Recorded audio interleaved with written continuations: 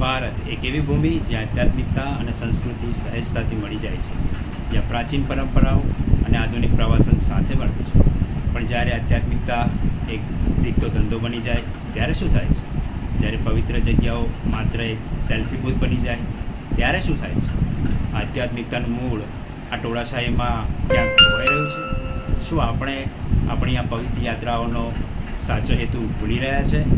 આપણી સાંસ્કૃતિક વારસો અને પર્યાવરણની કિંમત પર આધ્યાત્મિક પ્રવાસન માટે આપણે પુનર્વિચાર કરવાનો સમય આવી ગયો છે. આજે વાત કરવી છે આધ્યાત્મિક પ્રવાસનના અત્યાધિક ઉપયોગ અને સાંસ્કૃતિક મૂલ્યોના જોખમ પર. નમસ્કાર, હું છું રાજેશ ડાભી અને તમે જોઈ રહ્યા છો આધ્યાત્મિકતાનો ઓવરડોઝ. આ પવિત્ર સ્થળોએ કોણ આવી રહ્યું છે?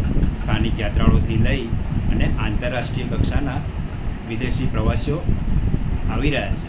જ્યારે પહેલાં આટલા બધા ફૂટફોલ નહોતો, એક વખતની નમ્ર યાત્રા આજે હવે એક માર્કેટ પ્લેસ બની ગઈ છે અને દરેક પ્રવાસીની દરેક જરૂરિયાત પૂરી પાડે છે.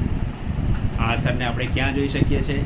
ભારતમાં હરિદ્વારમાં, વારાણસીના ઘાટોમાં, કેદારનાથ મંદિર અને ઋષિકેશના પવિત્ર નદીના તટ સુધી. આ બદલાવ ક્યારે શરૂ થયો?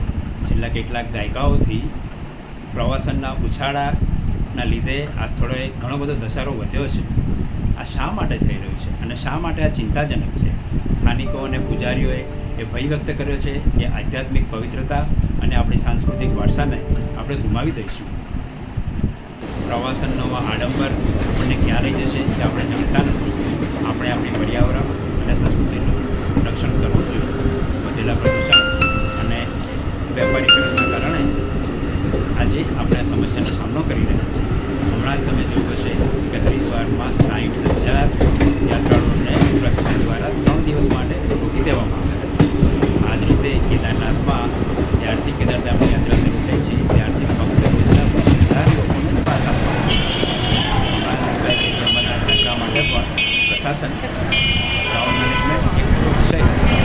મને નથી લાગતું કે આજે યાત્રાળુઓ જઈ રહ્યા છે એમાં આસ્થા અને ભગવત પ્રાપ્તિ માટેના કેટલા અને સેલ્ફીવાળા કેટલા? તમને નથી લાગતું કે હવે આપણે આપણા સાંસ્કૃતિક વારસા અને પવિત્ર યાત્રાધામોની સુરક્ષાની જાળવણી માટે કંઈક કરવું જોઈએ? ઘણા ખરા લોકો પોતાના આજુબાજુના લોકોને એ બતાવવા માટે અને એ જતાવવા માટે આવી યાત્રાઓ કરે છે જ્યાં તેમને કોઈ ભક્તિનો લાભ હોતો નથી.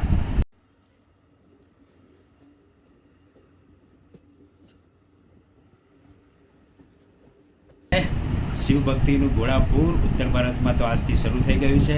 દરેક કાવડિયાઓ કાવડ યાત્રા માટે અલગ અલગ નદીઓમાંથી પાણી ભરી અને શિવજીને જલાભિષેક કરવા માટે નીકળી પડ્યા છે.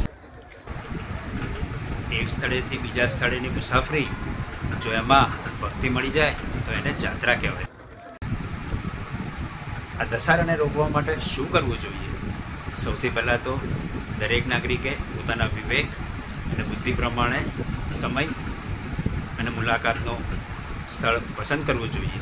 જેમ મેં કહ્યું એમ કે હવે આવી રહેલા શ્રાવણ માસ દરમિયાન શિવ મંદિરોની મુલાકાત લેતા પહેલાં ખાસ વિચાર કરજો કે આ મુલાકાત તમે સામાન્ય દિવસોમાં પણ લઈ શક્યા હોત.